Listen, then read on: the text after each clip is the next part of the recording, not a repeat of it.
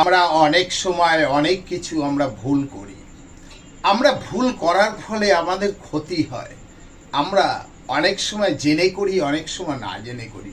নমস্কার, আমি শ্রী মিলন অধিকারী। চ্যানেলটিকে অবশ্যই সাবস্ক্রাইব করবেন, লাইক করবেন এবং কমেন্ট বক্সে একটু কমেন্ট করে খুব নিম্নশ্রেণী মানুষের কাছে আমার বাক্যটা পৌঁছে দেবেন।